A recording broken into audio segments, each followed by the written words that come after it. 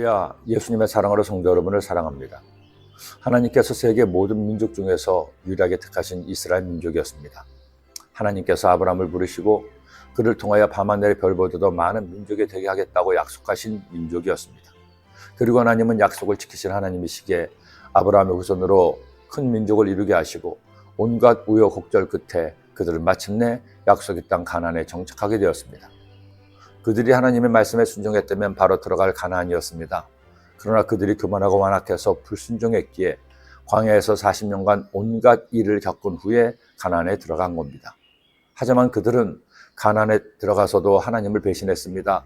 우상을 숭배하고 죄를 짓고 살다가 결국 그들의 죄의 결과로 인해 나라가 멸망하고 수많은 사람은 바벨론의 포로로 끌려갔습니다. 에스겔도 그런 포로 중에 한 명이었죠. 그렇게 나라가 망하고 성전이 파괴된 절망의 시대에 하나님은 마침내 에스겔에게 회복의 환상을 보이셨습니다. 그들에게 가장 중요한 성전이 다시 회복됨을 보여준 겁니다. 그리고 성전에서 성령의 생수가 흘러내려 가득 채우니 이보다 더 좋을 수는 없는 것이었습니다. 하나님께서는 마지막으로 에스겔에게 회복될 영토의 환상을 보이셨습니다. 이스라엘 민족이 여호수아 영도하에 가나안을 정복하고 땅을 지파별로 분배했습니다.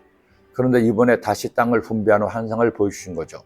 하나님께서 다시 분배하신 땅은 예전에 분배했던 것과는 달랐습니다. 가장 중요한 것은 그 중심에 하나님의 거룩한 성전이 있는 것이었습니다. 그리고 더 중요한 것이 있습니다. 땅만 나눈 것이 아니라 이처럼 말씀하셨습니다. 그 사방의 합계는 18,000척이라 그날 후로는 그 성읍의 이름을 야훼 삼마라 하리라. 하나님께서 보여주신 성읍의 이름이 야훼 삼마였습니다.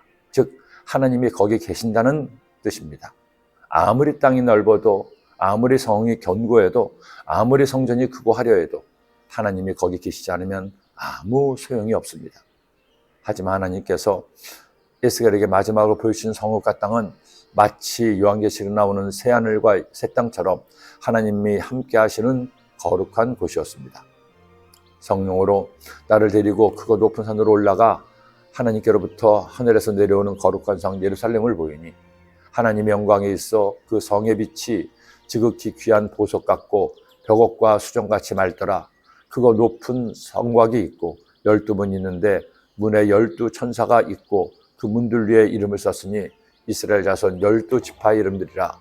동쪽의 세 문, 북쪽의 세 문, 남쪽의 세 문, 서쪽의 세 문이니 그 성의 성곽에는 12기석이 있고 그 위에는 어린 양의 12사도의 12 이름이 있더라. 하나님의 성전이 말 그대로 성전이기 위해서는 하나님의 자녀가 말 그대로 하나님의 자녀이기 위해서는 하나님이 그 성전에 그 자녀에게 함께 계셔야 합니다. 하나님이 함께 하시는 교회, 성도가 진정한 교회요 성도가 되기 때문이죠. 하나님께서 에스겔을 통해 마지막으로 야훼 삼마를 전하게 한 이유도 바로 이것입니다. 여러분, 우리는 누구나 한 번밖에 없는 삶을 살고 있습니다. 아무리 잘난 사람도 많이 가진 사람도 힘 있는 사람도 한 번의 인생을 살아갑니다. 그런 인생에서 우리가 예수님을 나의 구주로 믿고 하나님의 자녀가 되었습니다. 여러분, 저는 여러분이 하나님과 함께 사는 사람이 되기를 기도합니다. 성전에 있든지 일터에 있든지 집에 있든지 길에 있든지 하나님께서 성령으로 나와 함께 하심을 잊지 않고 살기를 소원합니다. 하나님은 지금 당신의 영혼에 거기 계십니다. 기도드립니다. 하나님 아버지, 오늘 저희들에게 주의 말씀을 주시니 이 말씀 마음에 꼭 새겨서 저희들 어디 무엇을 하든지 에스겔에게 보시는 환상처럼 야훼 삼마의 하나님, 나의 하나님 되게 하여 주옵소서. 내 안에 나의 삶 속에 하나님의 계시게 하여 주옵소서. 예수님의 이름으로 기도드립니다.